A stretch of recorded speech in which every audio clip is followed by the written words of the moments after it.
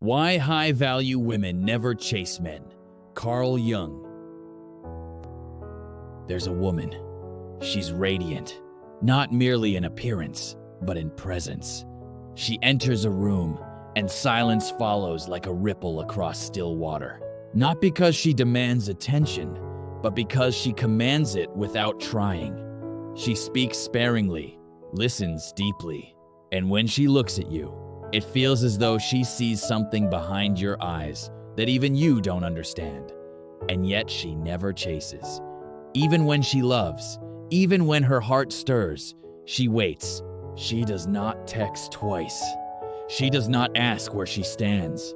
She does not beg to be chosen. You might think it's pride or worse, games. But it's not. Something deeper governs her restraint, something not easily named. Here's the paradox. The women who value love the most, who feel with soul-wrenching intensity, who could nurture a kingdom from a glance, they are the ones who never run after men. And so the question coils itself around your mind like smoke. Why would someone who feels so deeply remain so still in the face of desire? Is it fear of rejection? A superiority complex? Or is it knowledge? A kind of inner knowing that most overlook. We are taught that love is about pursuit, that when you want someone, you go after them, that silence is cowardice, and waiting is weakness. But what if that's a lie? What if some of the most powerful feminine instincts are not expressed in action, but in intentional inaction? What if there is a wisdom in not chasing? A kind of psychological alchemy that turns stillness into power, absence into presence. Carl Jung once said that man's task is to become conscious of the contents that press upward from the unconscious. Could it be that a high-value woman senses this truth? That she sees not just the man, but what drives him unconsciously? Because what happens when a woman chases? She shifts polarity. She steps out of receiving and into proving. She abandons essence for effort. She becomes a pursuer, not a mirror. But the feminine is a mirror. It reflects, it draws out, it reveals, it does not chase, it summons. So here we sit at the edge of a contradiction. She wants love. She may ache for connection, but she does not chase. But he loses interest when chased, and yet neither speaks this aloud. Instead, we are surrounded by noise. Play hard to get. Show him you care. Don't be too available. Let him know where he stands. Conflicting advice built on insecure premises. No wonder the dance of intimacy has become a battlefield of misunderstandings. But what if a different path exists? One buried beneath layers of cultural noise and psychological confusion. A path that only the truly aware find. A path where desire does not have to scream. Where attraction is not negotiated. Where presence speaks louder than pursuit. What if this is not about romance at all, but about something much deeper? Identity, archetypes, the shadows we carry from childhood to adulthood. You've heard the phrase, high-value woman. But who defines her value? Is it her income? Her appearance? Her achievements? Or is it something more invisible? Her psychological depth? Her emotional boundaries? Her spiritual clarity? And if so, then perhaps it is precisely this clarity that prevents her from chasing. Because to chase means to outsource your power. To declare, you are the prize. I am the seeker. But what if she is the prize? And not in some egoic, Instagrammable sense, but in a quiet, existential one. She does not chase because she has seen what happens when women forget their worth. She does not chase because she understands that real attraction blooms in space, not pressure. She does not chase because she would rather be alone than be with someone who needs to be convinced. So now, the great question stares back at you unblinking.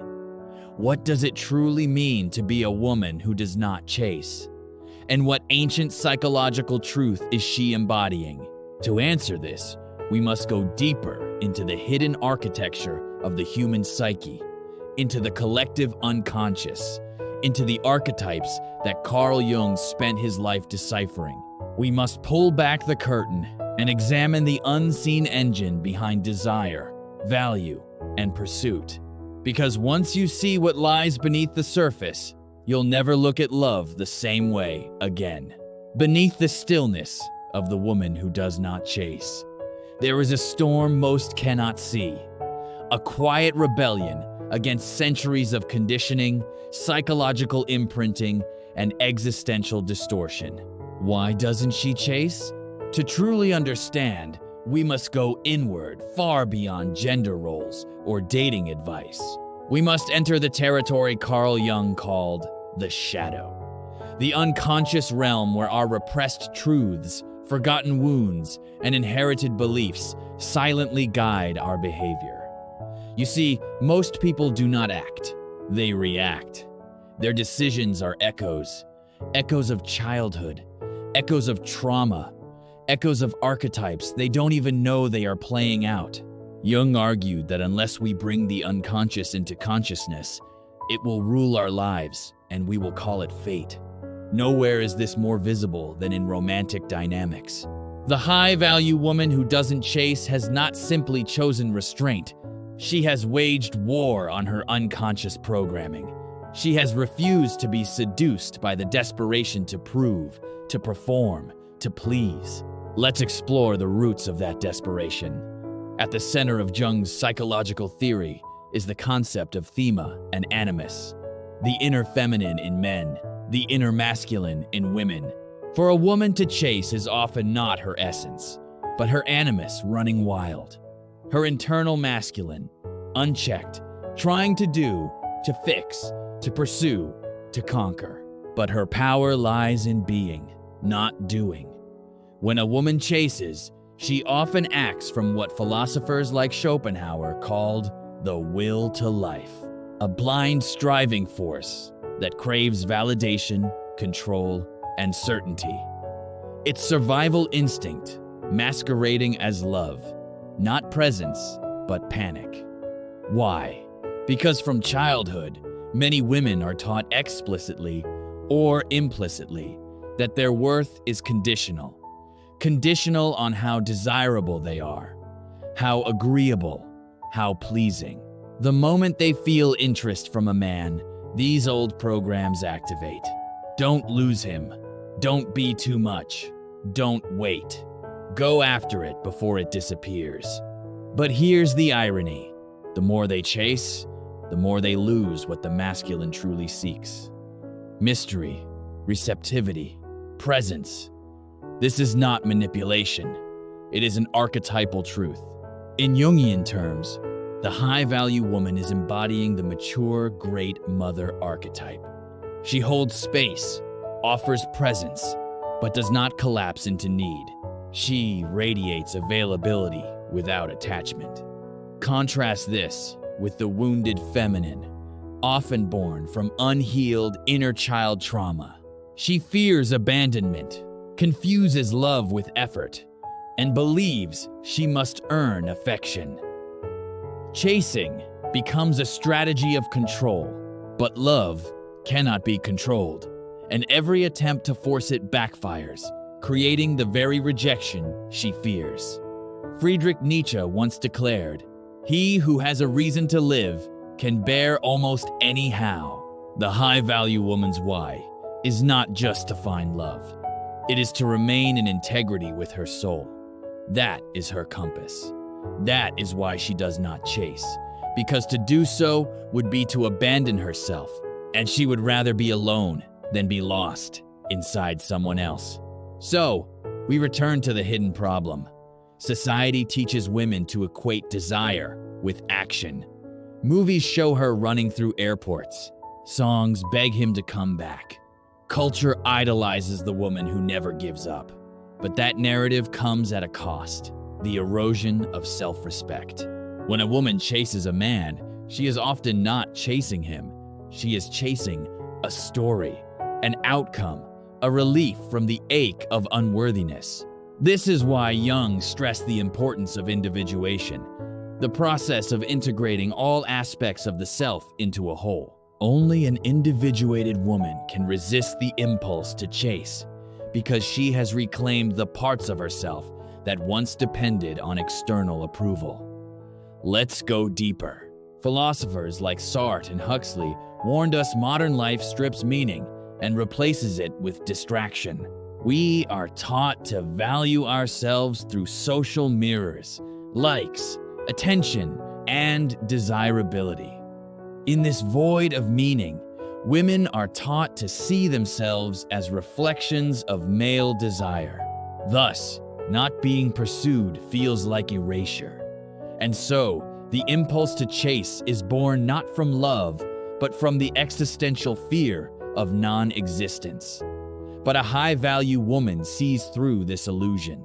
She knows that silence does not mean she is invisible. That lack of pursuit does not mean she is undeserving. She does not collapse when she is not chosen, because she has chosen herself.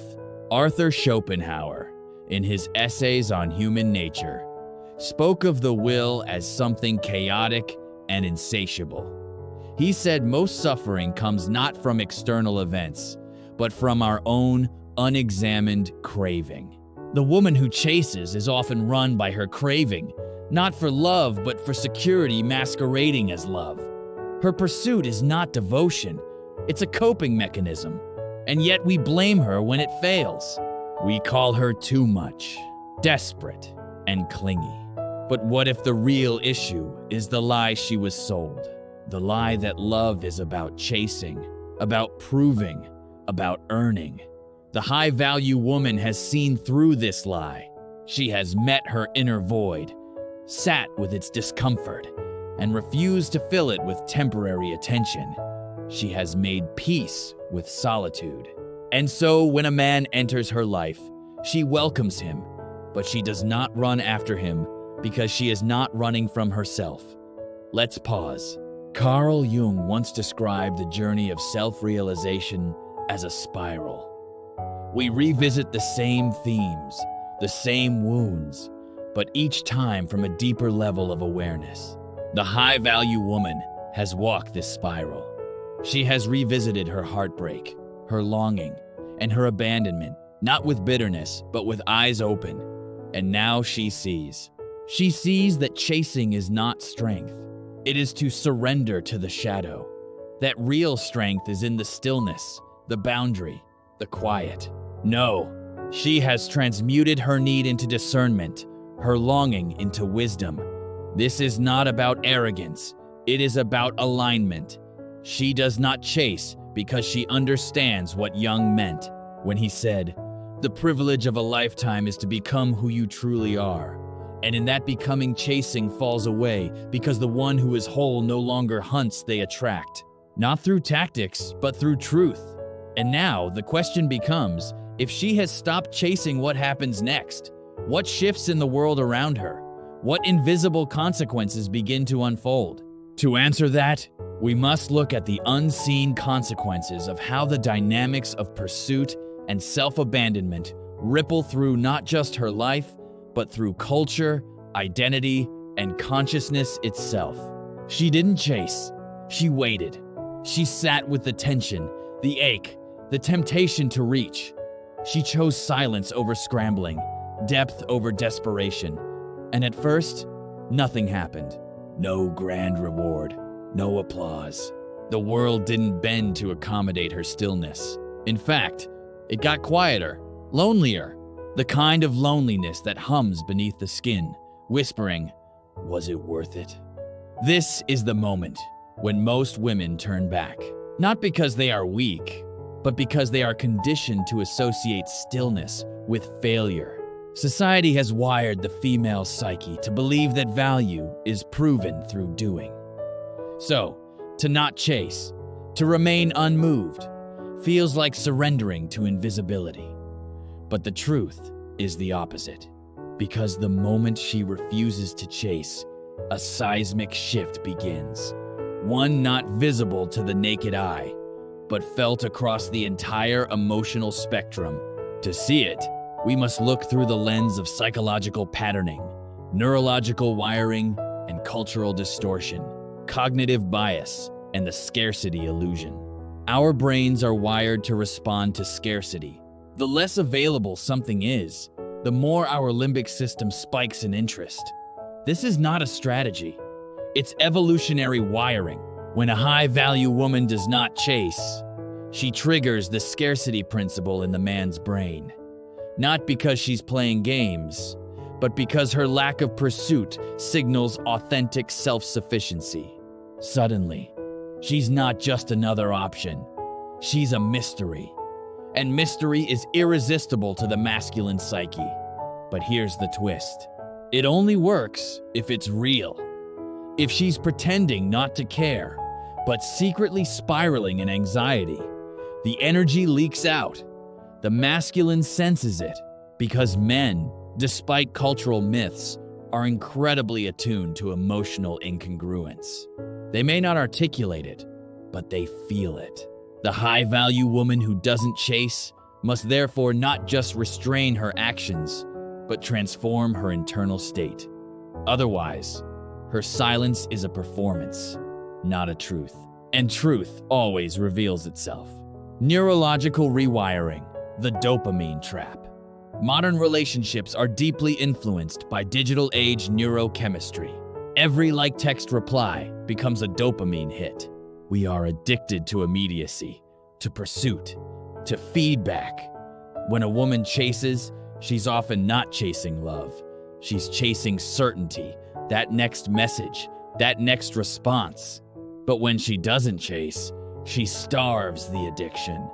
She reclaims neurological sovereignty. Her brain, once wired to seek external reassurance, begins rewiring itself for internal grounding. This creates an emotional detox. It's painful. Withdrawal always is, but it's also liberating, like stepping off a roller coaster that only goes in circles. For the first time, she sees clearly not just the man, but also herself. Cultural backlash, the patriarchal echo, but clarity comes at a cost. When a woman stops chasing, the world often calls her cold, distant, and hard to love. Why? Because her refusal disrupts a deeply embedded script. In that script, women prove, women accommodate, and women pursue under the disguise of nurturing. Her refusal to perform threatens the patriarchal ego, not just in men, but in women too, those still trapped in the performance loop. Her silence becomes a mirror, showing them how much of their own worth depends on being wanted. And so she may lose friends, confuse lovers, be labeled difficult. But this is not punishment. It is purification. The space she clears by refusing to chase becomes sacred ground. Only those who can meet her in authenticity and are allowed to stay. Masculine polarization, the reversal of pursuit. Now, something interesting happens. In the absence of being chased, the masculine polarity is reawakened. Not the boyish ego that craves validation, but the mature masculine that thrives on purpose, pursuit, and presence. He steps forward, not because she asked, but because her stillness called him to rise. This is not manipulation. This is an energetic law. Every action seeks its counterforce. When she leans back, he leans in. But if she leans forward, he either resists or collapses. Carl Jung said that what we resist persists, and what we flee from within returns without. The woman who chases resists her inner silence. She flees from herself. The woman who doesn't chase faces the void and lets it shape her. And this changes everything. Emotional magnetism, the power of presence. When a woman is fully rooted in herself, emotionally integrated, psychologically aware, and spiritually aligned, she becomes magnetic, not in a flashy, performative way, But in a subtle gravitational one, she doesn't demand energy. She draws it. Her presence is not loud, but it's unshakable. She becomes the calm in the storm, the stillness that disorients those who rely on chaos to feel alive. This is the hidden consequence of not chasing. Her mere existence starts shifting the dynamic field around her. Men feel it. Other women feel it. Even strangers feel it. And yet she remains grounded because she knows this is not about power over others, but power over self. Identity deconstruction, the inner collapse. But before all of this, there is collapse. To stop chasing is to face the ego death of every identity she once clung to. The pursuer, the pleaser, the fixer, the caretaker, the savior. She must watch each one burn, and in their ashes she sits, not knowing who she is, not knowing what comes next, just being. This is the dark night of the feminine soul. The place Jung called the Negrado, the blackening, the descent into the unconscious, where transformation brews. Not with force, but with surrender. It is terrifying, but necessary, because only from this void can she emerge as something new. Spiritual alchemy, the archetypal shift. Once she emerges, she is not the same. She no longer needs to be chosen, because she has chosen herself. She no longer fears silence, because she has befriended it. She no longer sees love as something to chase, but something to receive. In this new state, she embodies the archetype of the queen, not as royalty, but as sovereignty. She rules not over others, but over her own emotional kingdom. And now her energy does not say, "Please love me." It says, "If you wish to know me, come worthy." Not because she is better, but because she is whole. Cultural disruption. The ripple effect. One woman who stops chasing becomes a symbol, a disruption in the collective unconscious. She becomes the friend others turn to when their relationships crumble. The voice that says, "You don't have to beg to be loved." The quiet example that whispers, "There is another way."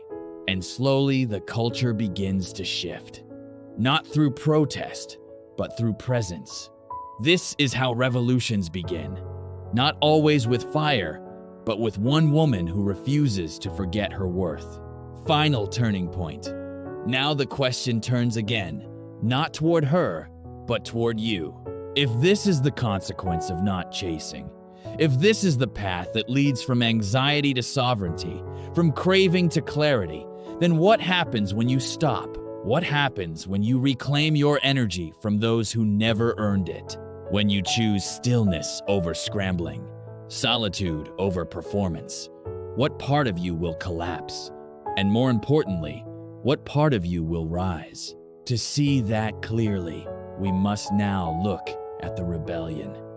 The radical act of breaking free from this old story, the unlearning, the reprogramming, the return to self. Because everything until now was preparation, the real transformation begins. Now there is a moment, not loud, not theatrical. When the rebellion begins, it doesn't come with fireworks or declarations. It comes quietly, like a breath drawn deeper than ever before. It begins the moment you stop asking, "How do I make them want me?"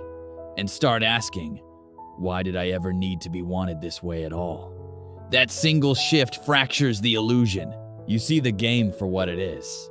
A mirror house of false selves, each chasing validation from other broken mirrors. And for the first time, you step out, not because you no longer want love, but because you refuse to distort yourself for it. This is the rebellion, the end of performance. High-value women don't just stop chasing men. They stop chasing approval, period. They stop performing affection to secure proximity. They stop curating versions of themselves to be more palatable, more dateable, and more safe. They shed the illusion that their value is determined by how comfortable they make others feel. This rebellion is internal. It is the moment you stop editing yourself in real time during a conversation. The moment you choose not to explain your silence. The moment you let someone misunderstand you and do not scramble to correct it, because now you know your clarity does not require their comprehension, breaking the trauma loop. But this clarity doesn't arrive out of nowhere. It is forged in fire. To break free is to confront the loop. The pattern of chasing what once wounded you. That unavailable man. That hot and cold energy. That chaotic attention that feels like home.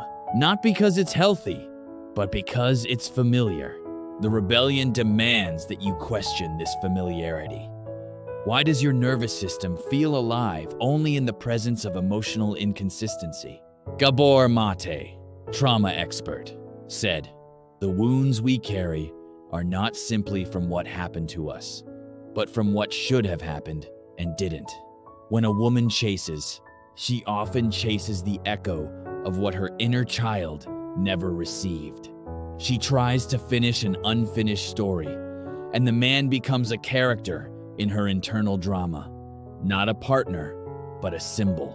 To rebel is to step off that stage, retire the script, and say, "I will not keep bleeding to feel alive." The return to the body, the rebellion, is not just mental, it is physiological. You must return to your body, the one you abandoned when you began outsourcing your self-worth. You learn to sit with the discomfort of silence. You ride the waves of anxiety that come when you don't text first. Don't ask where you stand. Don't contort to be more desirable. Each wave that passes without your reaction is a small revolution, a neurological unlearning. You begin to recognize the pull to chase is often not love, it's dysregulation. And you choose calm over chaos, stillness over story. The archetype of the initiated woman. Jungian psychology teaches us that real power comes from integration, not suppression. The high-value woman does not reject her desire. She simply doesn't obey it blindly. She becomes what Jung might call an initiated woman, one who has confronted her shadow and come through the other side. She is no longer governed by the need to be desired.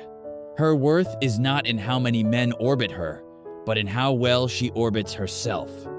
This is not arrogance, it is sovereignty. She walks into a room and no longer scans for threat or attention. She simply is rooted, whole. Her presence does not say, "Please see me." It says, "I see myself."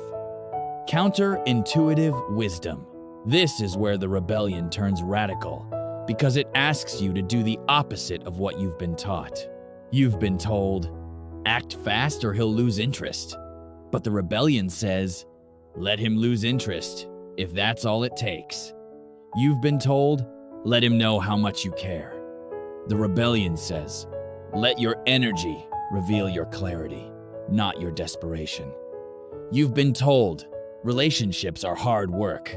You have to chase sometimes. But the rebellion whispers, not when it's right, not when it's real. High-value women don't chase because they understand the law of resonance, that what is meant for them will not need to be hunted. It will recognize them. And if it doesn't, it's not resonant. It's an ego projection illusion, historical echoes. Women who refused look to history and myth. The rebellion is not new. Penelope didn't chase Odysseus across oceans. She held her throne, weaving by day, unraveling by night. And he returned. Sappho wrote of a female longing, not as pursuit, but as sacred fire. Never begging, always burning. Even in modern history, the women who left legacies, like Frida Kahlo, Maya Angelou, and Simone de Beauvoir, were not women who chased. They were women who chose themselves, their art, their truth. The rebellion is ancient. You are simply remembering it. Mindset shifts from lack to abundance. Chasing is rooted in lack, a fear that if you don't act, it will disappear. That love is scarce, that time is running out. But the rebellion rewires this entirely. Now you believe what I seek is also seeking me. If I am clear, I will not miss what is meant for me. If I let go, what is true will remain. And so you stop chasing, not out of fear, but out of faith. Not religious faith, but the faith that comes from witnessing your own growth. The kind that says, I have suffered, and I'm still standing. I will not negotiate my value just to avoid being alone. Daily rituals of rebellion. The rebellion is not one choice. There are many. It is in the text you don't send, the conversation you don't force, the energy you reclaim from people who drain it. It's in the walk you take instead of spiraling, the journal entry where you admit you want to chase and choose not to, the moment you cry but don't break. Every small choice becomes a crack in the old system, and eventually the system collapses, and then something shifts. Without warning, life responds. Not because you manipulated, not because you tricked the universe, but because alignment is a magnet. You begin attracting from your truth, not your trauma. You no longer settle for crumbs because you finally believe you deserve the feast. Men arrive, but now you see them differently. You no longer look for promise.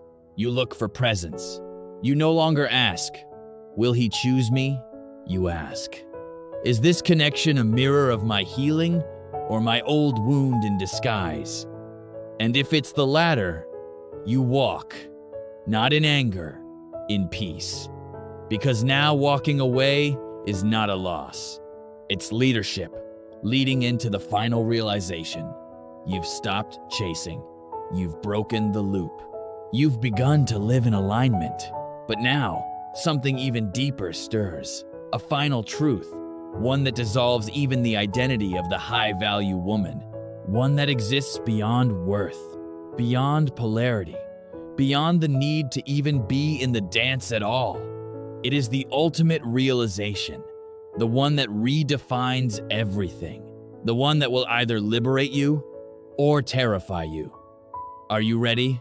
Then step with me into the final chamber, the place where all illusions fall. There comes a silence so profound it feels holy. Not the silence of absence, but of presence, of completion, of a woman who has gone to war with her conditioning and returned not as a survivor, but as something entirely new.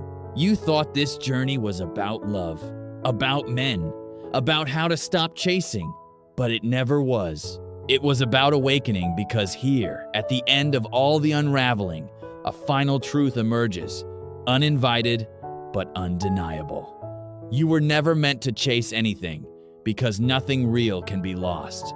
Let that sink in. Every time you reached, grasped, begged, or bent, it wasn't because you lacked love. It was because you lacked remembrance of who you are, of what you carry, of how complete you already were before anyone else arrived. The greatest illusion we inherit is that love lives outside of us, that we must earn it, find it, win it. But the truth is far more radical. You are in love. Not the sentimental kind, not the romantic kind, but the kind that exists. The kind that watches the trees sway and says, yes, I am that. The kind that feels the sun and knows, even if no one ever chooses me, I am still light. Carl Jung said, the most terrifying thing is to accept oneself completely. And now, standing in this final truth, you understand why. Because to fully accept yourself, to no longer chase anything, is to realize there is nothing outside of you that can complete you. No man, no relationship, no validation. That truth will either shatter you or set you on fire. The collapse of the identity itself. You have become a high-value woman.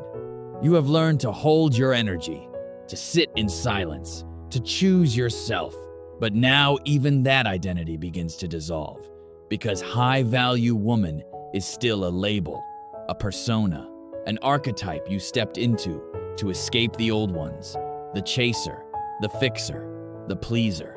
But the final liberation is this: you are not even that. You are not an identity. You are not a role. You are not the feminine or the mirror or the magnet. You are awareness itself, pure presence, consciousness, that which watches all roles come and go but remains unchanged. When you no longer need to be anyone, you become everything. This is what mystics meant by awakening, what Jung tried to illuminate through individuation, what the great sages whispered beneath layers of metaphor. That your suffering ends when you stop trying to become and start simply being. The end of the story. You've reached the place where there is no more advice to give, no more scripts to follow, because now you trust yourself. You no longer ask, should I text him? Should I walk away? Should I give him another chance? Because the voice you once ignored, the one buried beneath anxiety, urgency, and noise, are now the only voices you follow. And it is calm, and it is clear, and it always knows. This is the moment you become dangerous. Not to others, but to every system that once fed on your insecurity. You are no longer manageable, no longer predictable, no longer willing to play a role just to be kept. You don't chase because your energy is too sacred to spend on the uncertain. You don't chase because you've learned that real connection doesn't require pursuit. It requires presence. You don't chase because the moment you remembered your infinite worth, the whole game became laughable, the mirror principle. Now when men come to you, and they will, they do not meet a woman who needs to be chosen. They meet a mirror, and in that mirror, they see themselves clearly, perhaps for the first time. Some will run, some will worship, and some will fall silent, not because you are playing a part, but because your presence reflects their readiness. You no longer take it personally because you no longer mistake their reaction as a measure of your worth. You are not auditioning. You are witnessing. And that witnessing is the most powerful force in the world. The final detachment. This is not apathy. It is transcendence. You are no longer attached to outcomes. Not because you don't care, but because you care so deeply that you refuse to dishonor yourself for temporary connection. You know now what is aligned will arrive without force. You no longer chase, and more importantly, you no longer wait. You live, you create, you explore, you fill your own well until it spills over. And when love comes, it does not feel like rescue. It feels like recognition. Two full beings walking side by side, not to complete each other, but to witness each other's completeness. The real love begins. Only now, after all this death and rebirth, are you truly ready for love. Not the scripted version, but the kind that asks nothing. The kind that says, I see you, not because I need you, but because I am not afraid of your wholeness. You have become that kind of woman, and now you will only know that kind of love. Everything else will feel like noise. Everything else will fall away because the truth has settled into your bones. Real love cannot be chased. It cannot be won. It can only be met. And if it is not met, it is not real. The cinematic closing. So what happens now? You live. You walk with quiet fire. You become the space others feel safe in, but never entitled to. You leave rooms without shrinking. You love without losing. You speak without softening your truth. And most of all, you remain rooted, even when the world tries to pull you back into the performance. Because now you know you were never meant to chase. You were meant to remember. And in that remembrance, you have become unstoppable.